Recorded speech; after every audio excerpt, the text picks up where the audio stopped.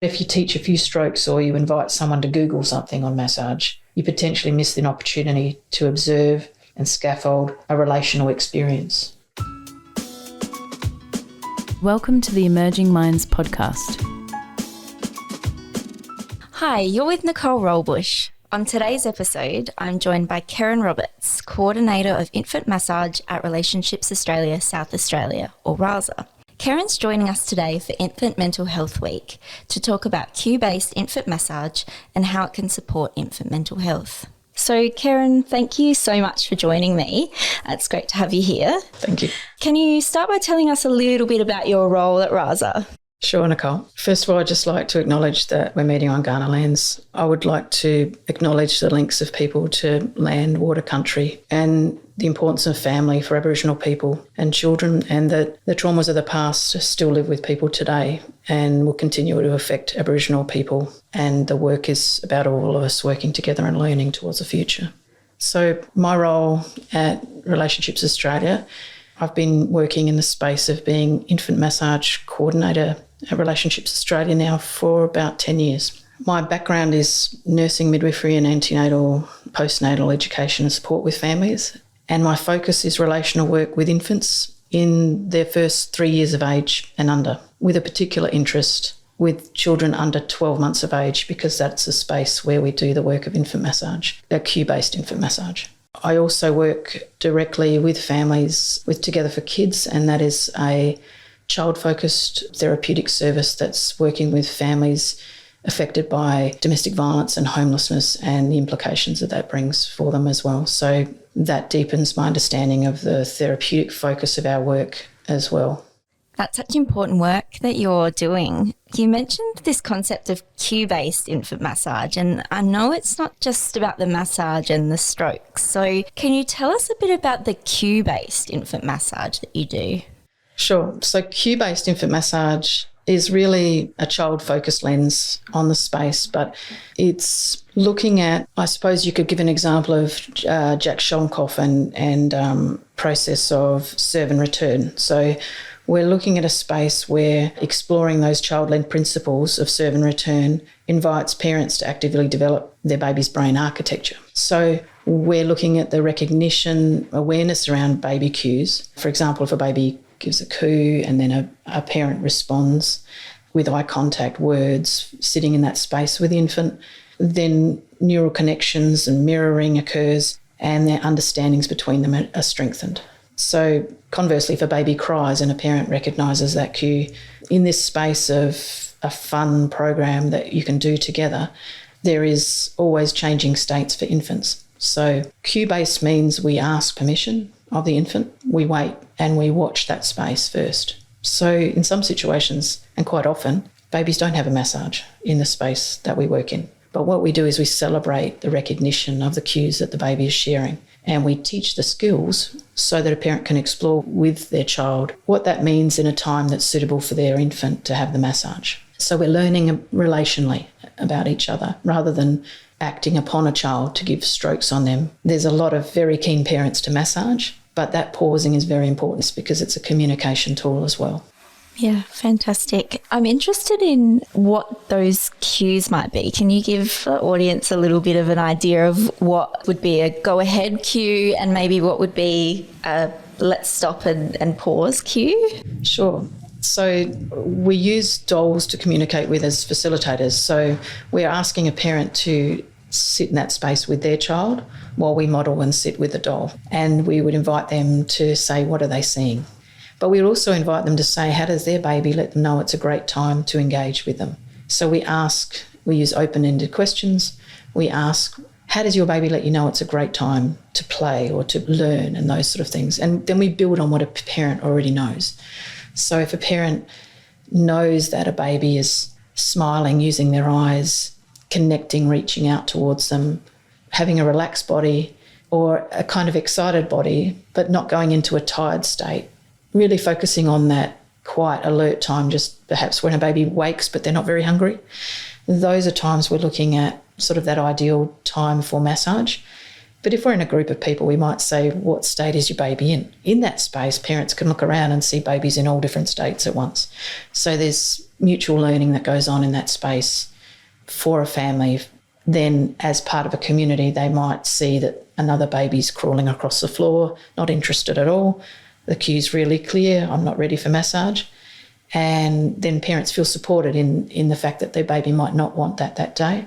But we can also celebrate that another milestone is being demonstrated for a group of people, that this baby is showing their preference clearly, and that's great that parent is honouring what that baby is indicating or cueing in. Yeah, it's so interesting. So in thinking about these things, what are some of those key practice principles of infant massage or cue-based infant massage? Because as you said, facilitators are always using a doll, those sorts of things. Why is that? And what other principles, I suppose, are there in infant massage?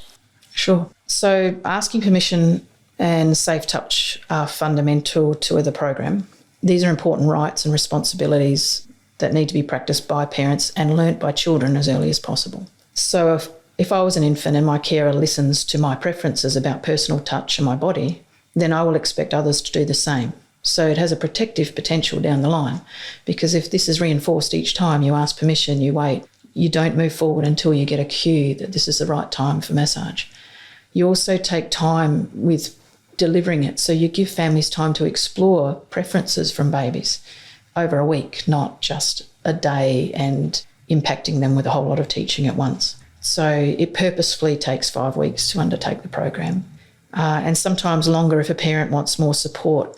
So if they need more support in that reflections of what they're seeing and understanding, because it's often the right time for us as adults to massage an infant when we come to an appointment or come to a program. So if a baby's not in that right state, we carry extra dolls so that a parent can potentially still learn the tools, the strokes. They might learn on the doll if they feel comfortable with that, or they might watch us doing massage on our doll and watch the strokes alongside other families or by themselves if they're learning themselves. But their baby can sleep, their baby can feed. We set up a space that's, parent as well as child friendly and safe.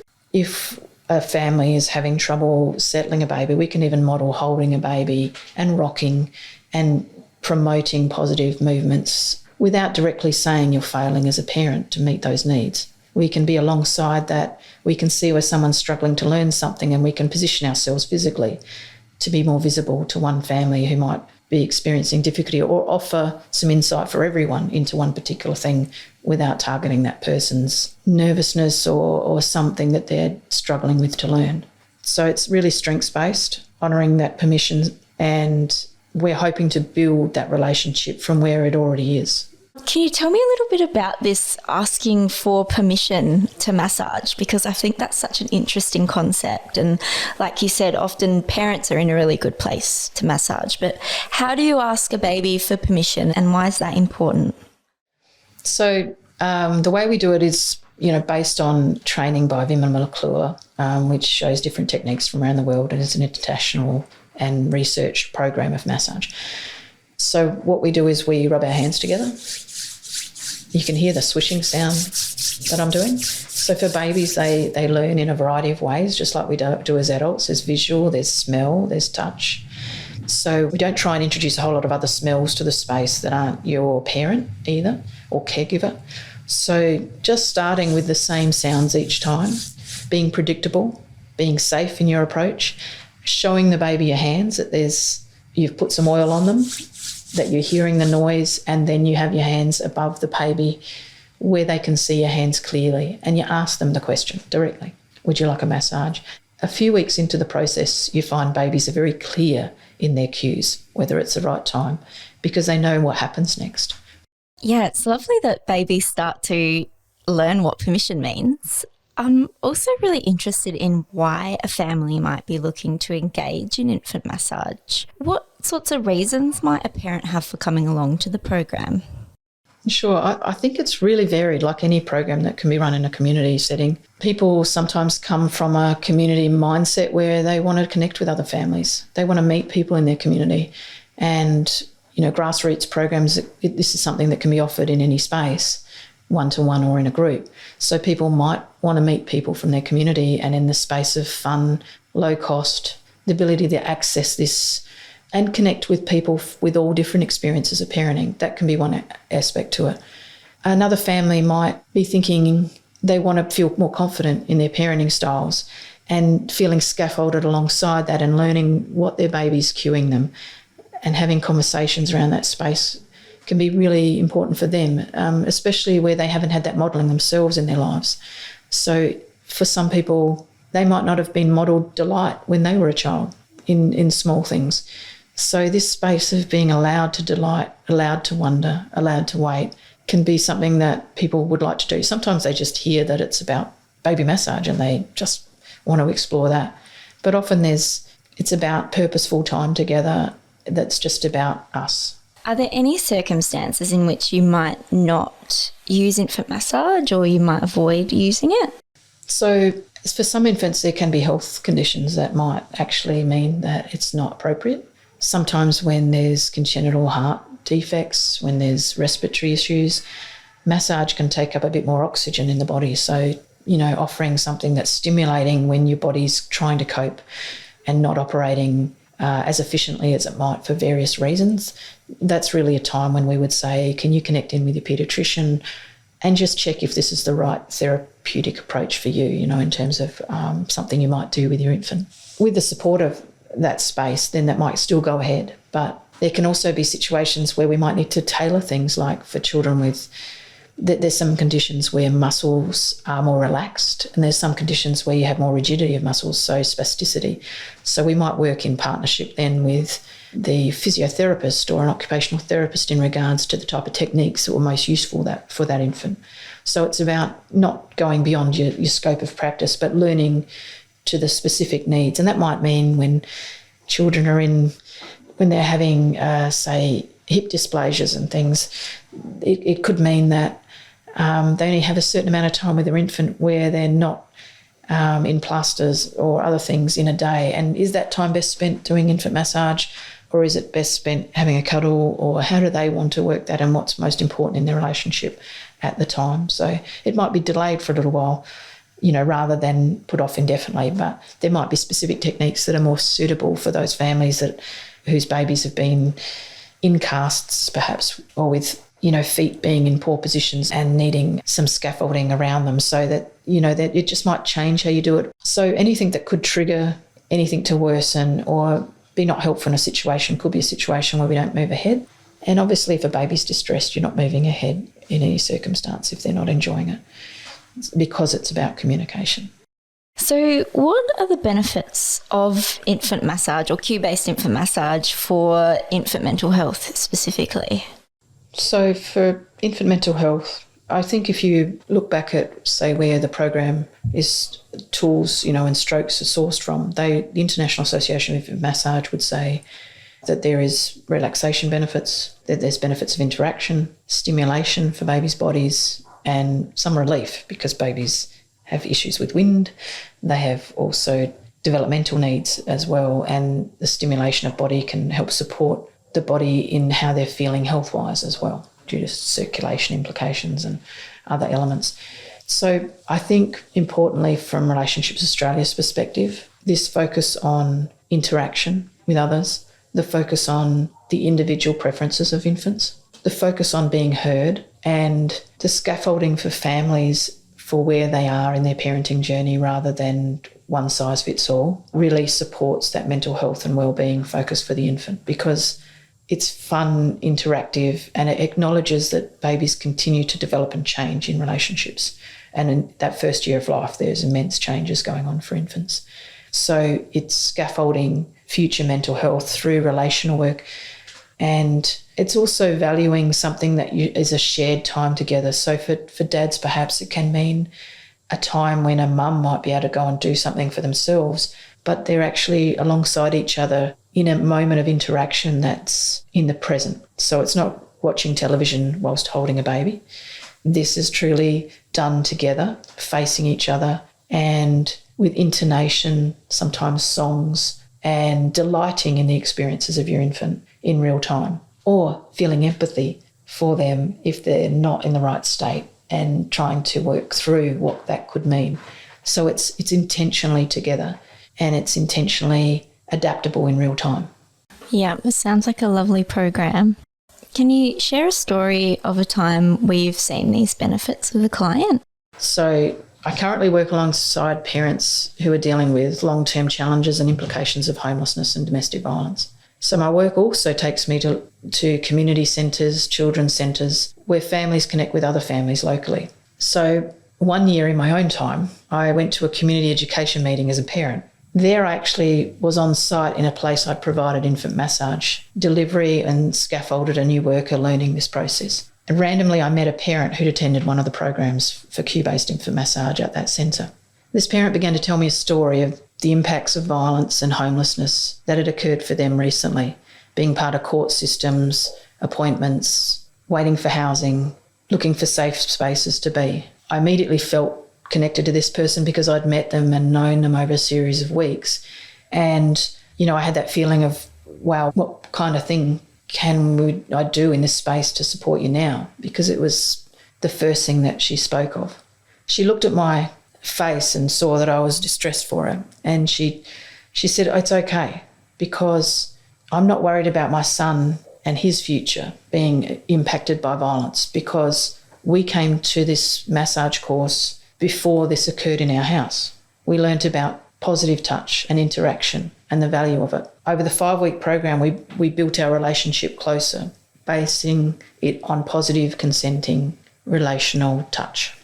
Now, her child had just turned 1, and she said, my child already knows that I will listen to his needs and we will always have positive touch in our lives, in our relationship. So I don't fear for his future of touch being negative or affected by violence, in the sense of he already has a platform of positive touch that was in our relationship before violence came into our world.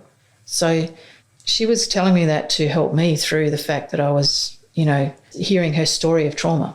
So we were both in tears afterwards, because what she was giving me was hope, that something unexpected, that just actually coming to something, joining other families, being educated in a lot of other things already. What this meant for them was that there was a safe space that already existed in their relationship, and it had been supported through this program. That's quite a powerful story, isn't it? And that contrast between that safe touch and experiencing violence, and how important having that established safe touch was for that parent and child. Yeah, it's very powerful. I think for me as a professional, it added weight to the importance of the work in the space, and confidence to continue to develop work in that space and awareness around this, because people have preconceived ideas of what baby massage means. For them, it might be Googling some strokes. For some people, it might mean getting a short moment of strokes to relieve symptoms of abdominal tension and other things. But this is relational work as well, and it has that relational potential to add value to people's perceptions of how they feel in safety, perhaps, in this space as well, before you even have words for it. Yeah, absolutely. And what about some of the challenges you've faced in delivering this program? I think sometimes the challenges are those preconceptions. What is baby massage? And that didn't work for me, or that did work for me, and I used to do that. Sometimes it's about being able to meet people in the changing times of how we access people during things like COVID. So it's not something we teach in a telehealth situation, that to and fro, serve and return easily in that moment with a vulnerable infant in that space from a distance, because we may not be able to respond to something that concerns us in real time with a baby under 1. But I know that for some, if you're thinking about what do we do to kind of meet that space sometimes in your question, we had practitioners talking about the space of permission and what are they seeing, and serve and returned in that sense of maybe, would you like to do this? And whatever that activity was, what parents were learning was how their baby affirmed the next thing they were doing together. So it wasn't always about massage. It was sometimes people would actually talk permission on telehealth, and they would hear from a parent what the response is to what they're asking in real time, which was less concerning about the strokes and the techniques and whether you were getting that right. Sometimes babies aren't with parents too, but they want to do this skill and learn it. And that provides space for talk about cues and what are behaviours that their baby might be sharing with them, and to wait and wonder. And even before doing massage, you might explore, what does that look like when we are together? And then we can reflect on that sometimes before we move to the time when a parent and child are together. So sometimes there is potentially a space there in reunification when we contemplate the future and how we feel we can build on what we already know in that space without being judged for our parenting deficits. How can we build on what we know and what can we bring to it? Can be a reversal of perhaps mindset, in the professional space of when we look at capacity for parenting and reflective abilities. So you've talked about potentially using infant massage in situations of reunification, and I'm really interested in what settings you have used infant massage in, because it sounds like it's quite varied. Yeah, there's areas obviously that I'm doing it more commonly in. I think for me, the space of reunification is a very new space. I have worked with families who are about to have their babies who are in the antenatal period, we're very aware of how we'd like to parent. We're not affected yet by sleeplessness. We're not affected yet by concerns of money in the same way that we might be affected when we have to return to workspaces and juggle parenting demands at the same time.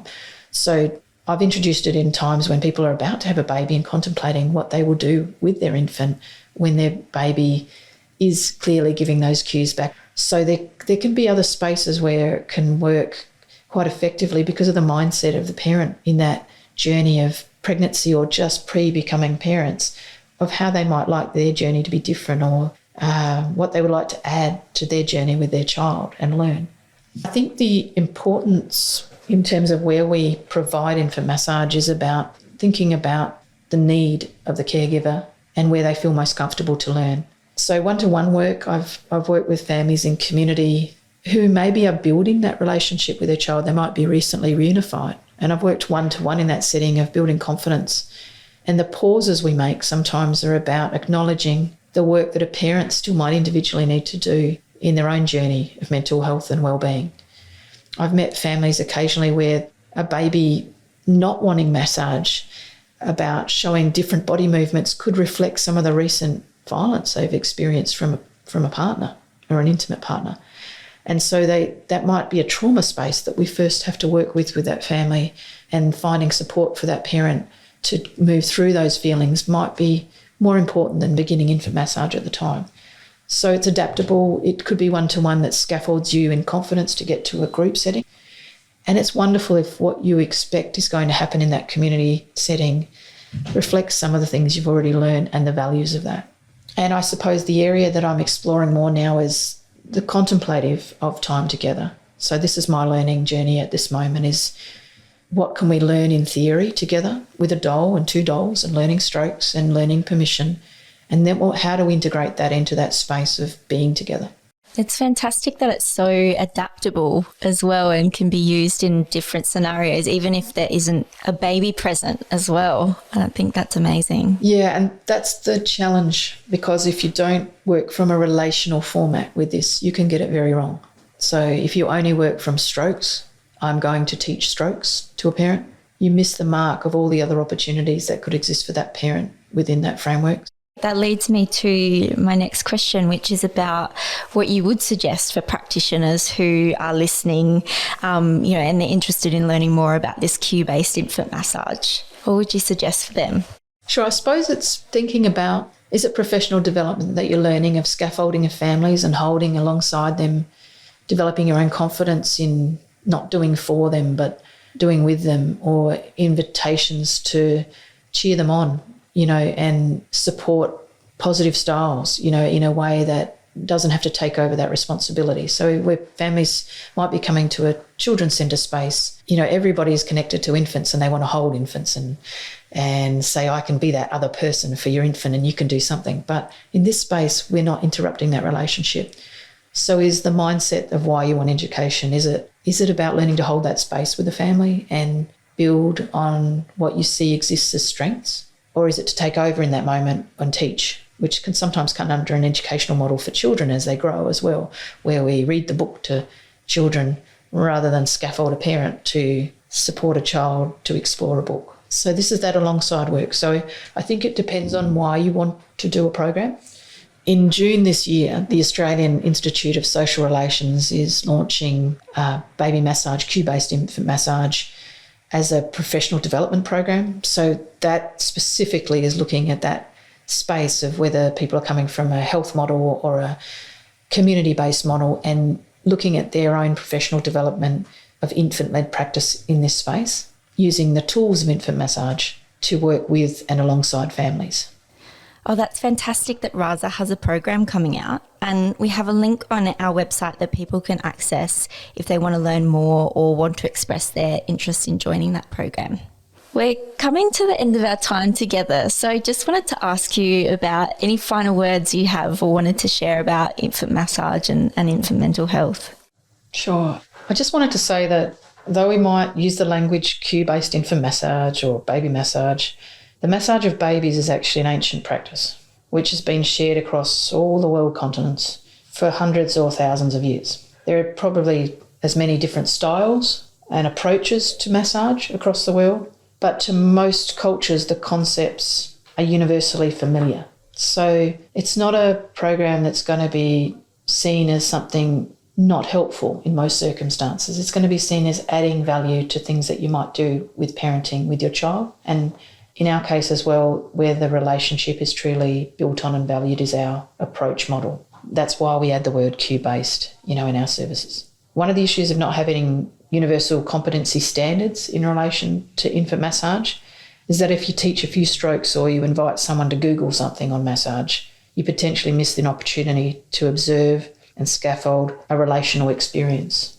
For example, in the space of looking and wondering, if a parent has a condition like postnatal depression and it's difficult for them to maintain eye contact and respond with the appropriate affect because this might be difficult in the situation they're in. If we're not alongside them, we can miss that opportunity to support their awareness about healthier connections and other pathways to support this to happen. Potentially even to better support a lifelong relationship with their infant and have stronger foundations in that space. So perhaps rather than doing two, by just handing off as much information as we can quickly, in this space of relational work, we're doing with, and then with, that cycle gets repeated, not doing two or having to discover the world for yourself or realise in retrospect that was a point that might have helped to have someone scaffold or be alongside you, or even just celebrate what's happening.